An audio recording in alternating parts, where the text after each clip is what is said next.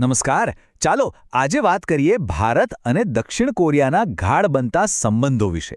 અને હા, આ સંબંધ હવે માત્ર ફિલ્મો અને ગીતો કરતાં ઘણો આગળ નીકળી ગયો છે. જુઓ, સાઉથ કોરિયાનું નામ સાંભળતા જ આપણા મગજમાં શું આવે? કે-પોપ, બીટીએસ અને કે-ડ્રામા, ખરું ને?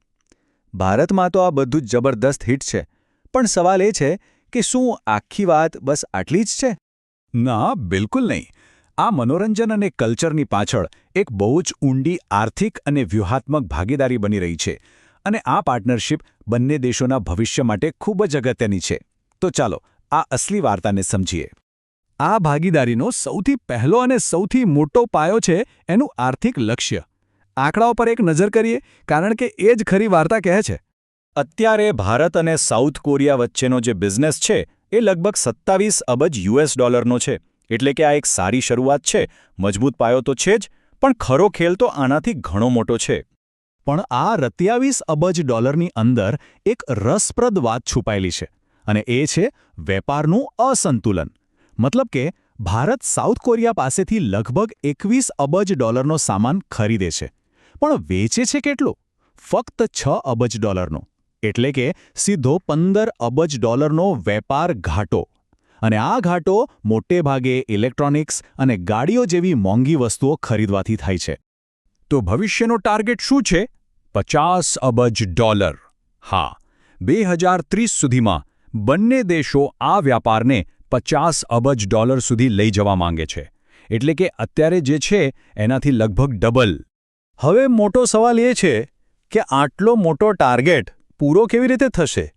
આ ઘાટો કેવી રીતે ઓછો થશે? અને વેપાર બમણો કેવી રીતે થશે? આનો જવાબ ટેકનોલોજીમાં છુપાયેલો છે. ચાલો જોઈએ કે આ ગ્રોથ આવશે ક્યાંથી. આ ટાર્ગેટ સુધી પહોંચવાનો રસ્તો છે ટેકનોલોજી અને ઔદ્યોગિક સહયોગ. અને અહીંયા પાર્ટનરશિપનું ફોકસ હવે બદલાઈ રહ્યું છે. એક બહુ સરસ વાત કહેવાય છે, ચિપ્સથી શિપ્સની તરફ પણ આપણે શિફ્ટ કરી રહ્યા છીએ. આ એક વાક્ય બધું જ કહી દે છે. પહેલાં ફોકસ નાની નાની ટેકનોલોજીની વસ્તુઓ એટલે કે ચિપ્સ પર હતું, પણ હવે ફોકસ શિપ બિલ્ડિંગ જેવા મોટા ભારે ઉદ્યોગો પર જઈ રહ્યું છે. અને આ શિફ્ટ ખાલી શિપ બિલ્ડિંગ પૂરતો નથી. આખી યાદી છે. જુઓ, સેમિકન્ડક્ટર્સ, જે આજે દુનિયાની સૌથી જરૂરી વસ્તુ છે. પછી આર્ટિફિશિયલ ઇન્ટેલિજન્સ એટલે કે એઆઈ, ડિજિટલ ટેક, સ્ટીલ બનાવટ, ક્લીન એનર્જી અને હા, ઇલેક્ટ્રિક ગાડીઓની બેટરીઓ પણ. આ બધા હાઈટેક સેક્ટર્સમાં બંને દેશો હવે સાથે મળીને કામ કરી રહ્યા છે.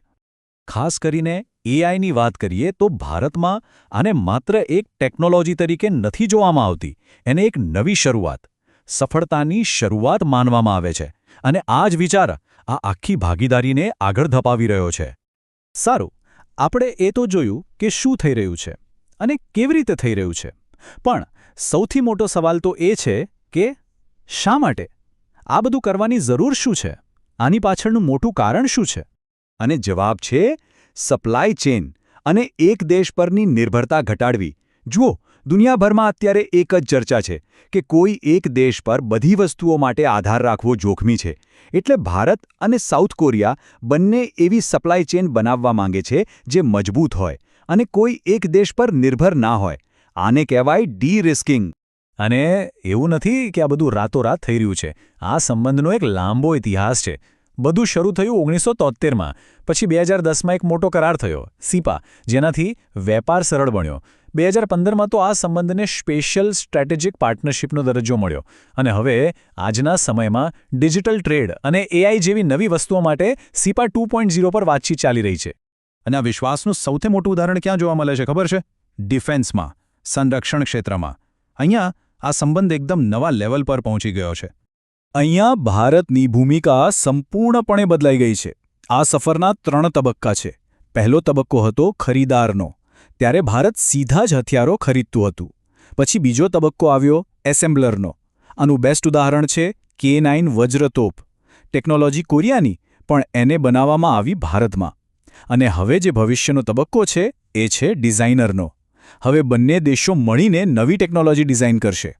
ખરીદારથી લઈને ડિઝાઇનર સુધીની આખી સફર ખરેખર નોંધપાત્ર છે. આ બધું સાંભળવામાં તો બહુ સારું લાગે છે, બરાબર? પણ શું આ રસ્તો એકદમ સીધો અને સરળ છે? ચાલો વાસ્તવિકતા પર પણ એક નજર નાખીએ. ના, એવું નથી. કેટલાક પડકારો પણ છે. સૌથી મોટો પડકાર તો એ જ છે કે વેપારના અસંતુલનને કેવી રીતે સુધારવું. બીજું, બંને દેશોના નિયમોમાં જે તફાવત છે એના કારણે પણ કામ ધીમું પડે છે. અને ઇતિહાસ કહે છે કે વેપારની વાટાઘાટો ઘણીવાર ધીમી ગતિએ ચાલે છે. તો આ બધા અવરોધો છે જેનો સામનો કરવો પડશે. તો આ બધી વાતનો અર્થ શું છે?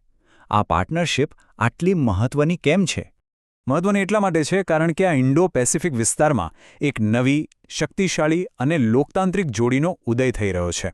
એશિયાની બે મોટી ડેમોક્રેટિક ઇકોનોમી એક સાથે આવી રહી છે અને આ આવનારા સમયમાં આખા વિસ્તારની રાજનીતિ અને અર્થતંત્ર પર મોટી અસર કરશે. અને અહીંયા એક સવાલ છોડીને જઈએ છે. આજે જ્યારે આખી દુનિયાની સપ્લાય ચેઇન બદલાઈ રહી છે અને દેશો નવા ભાગીદારો શોધી રહ્યા છે, ત્યારે શું ભારત અને દક્ષિણ કોરિયાની આ અનપેક્ષિત ભાગીદારી ભવિષ્ય માટે એક નવો રસ્તો, એક નવું મોડલ બની શકે છે?